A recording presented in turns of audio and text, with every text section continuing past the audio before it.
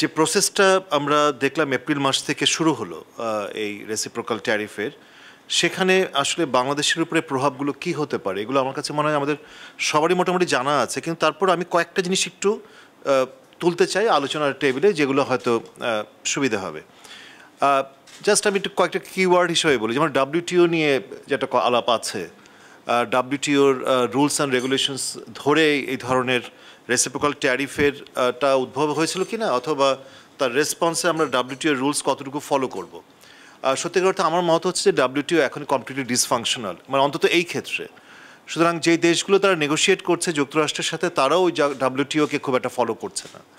এবং হয়তো ঘটনাটা এরকম হবে যে এই ইস্যুসগুলোর ভবিষ্যতে কোনো একটা সময় WTOতে আসবে আলোচনা, এবং যে খুব পাওয়ারফুল যে দেশগুলো, যেমন আমি জানি ইন্ডিয়া, তারা WTO একটা বড় স্টেক আছে, কিন্তু তারাও কিন্তু যুক্তরাষ্ট্রের সাথে আলোচনায় WTOকে এক সাইডে রেখে নিয়েছে।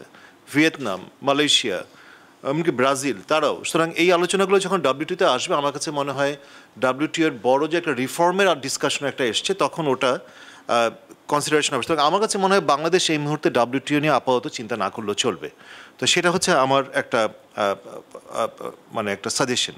দ্বিতীয় হচ্ছে যে আমার কাছে মনে হয় বাংলাদেশের relation with India and China, এবং এই যে জিওপলিটিক্যাল যে কনটেক্সটে আমরা দেখতে পাচ্ছি যে অনেক জিনিস যেটা হচ্ছে আসলে ট্রেড ইস্যুস না, সেই দিনও আমরা বাণিজ্য মন্ত্রণালয়ের যে আলোচনায় যে জিনিসটা উঠে এসেছিল, বাণিজ্যের বাইরে অনেক জিনিস আছে, এবং সেই ক্ষেত্রে চায়নাকে অফকোর্স একটা বড় ফ্যাক্টর আমরা যুক্তরাষ্ট্রের জিও স্ট্র্যাটেজিকে আমরা জানি। আর আমাদের অবস্থানটা হয়ে গেছে একটু, আমি মনে করি, খুবই সমস্যা সংকুল। সেটা হচ্ছে যে চায়নার সাথে সম্পর্কের কারণে আমরা যে চায়নার বিকল্প কিছু করতে যাব, মানে আমি জাস্ট একটা চিন্তা জায়গায় বলছি, সেখানে ভারতের সাথেও তো আমাদের সম্পর্কের জায়গাটা অনেক একটা জটিল জায়গায় চলে গেছে। সুতরাং আমার কাছে মনে হয় যে জিওপলিটিক্যাল এবং অন্যান্য ইস্যুসগুলোকে আরও খুব গভীরভাবে আমাদের চিন্তাভাবনায় নেওয়া দরকার। এটাও দেখা দরকার যে আমাদের ট্রেডের বাইরে জিওপলিটিক্যাল লিভারেজগুলো কোথায় আছে, আমরা কোন জায়গাগুলো ইউএস সাথে বার্গেইন করতে পারি। আমাদের রপ্তানি খাত আমি মনে করি অবশ্যই বড় ধরনের একটা আঘাত, এত বড় শুল্ক দিয়ে আঘাত পড়বে। সেক্ষেত্রে অন্যান্য যে প্রতিযোগী দেশগুলো আছে তাদের উপরে শুল্কর হারটা কী হবে সেটা অবশ্যই আমরা সবাই জানি, একমত হব, সেটাও নির্ধারণ করবে, এবং ইনক্লুডিং চায়না, যে সেই জায়গাটা আমাদের একটু দেখা দরকার। দর কষাকষির জায়গাটা যদি আমি একটু বলি, যে আমার মনে হয়েছে শুরু থেকে প্রসেসটা ট্রান্সপারেন্ট ছিল না সরকারের পক্ষ থেকে, এবং ট্রান্সপারেন্ট থাকাটা এই কারণে সবার কাছে যদি এই এনডিএর অজুহাত দিয়েও যদি বলা হয়, এনডিএটা তো শুরু করেছে জুন মাসে সাইন, কিন্তু আমরা তো এক্সপেক্ট করছিলাম যে এপ্রিল মাস থেকে আলোচনা শুরু। তাহলে এপ্রিল, মে এবং এই জুনের ওই ফার্স্ট উইক পর্যন্ত, এই পর্যন্ত স্টেক হোল্ডারদের সাথে এনগেজমেন্টটা কোথায় ছিল? আমার মনে হচ্ছে নাসিম ভাই, আমরা নিজেরা উদ্যোগী হয়ে আমরা কয়েকজন মিলে একটা চেষ্টা করেছিলাম করার, কিন্তু আমরা কিন্তু সেরকম কোনো রেসপন্স পাইনি।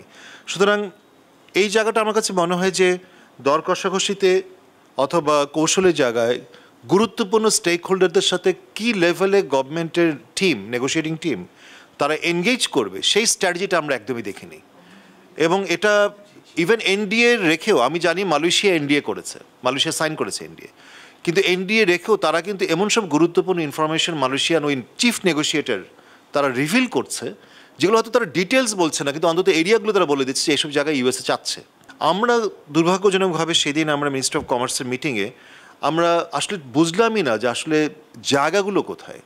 আমরা যতবারই প্রশ্ন করেছি উত্তরগুলো এসছে যে এক ধরনের একটা আশ্বস্ত দেওয়ার মতো, যে আমরা একটা ভালো কিছু হবে, ঠিক ট্র্যাকে আছি, কিন্তু আমার কাছে মনে হয় গুরুত্বপূর্ণ স্টেক হোল্ডারদেরকে যদি ইনভলভ না করা যায়, তাহলে এই দর কষাকষির জায়গাটা হবে না। এবং যে কারণে যে ওই সিগন্যালটা আমার ধারণা ইউএসের নেগোশিয়েটাররা পাচ্ছে কি না, যে আমাদের বাংলাদেশের নেগোশিয়েটারদের পিছনে তাদের স্টেক হোল্ডারদের অথবা যারা এই ধরনের টেকনিক্যাল জিনিসগুলো জানেন, তারা ওই টিমটা সেভাবে কাজ করছে না।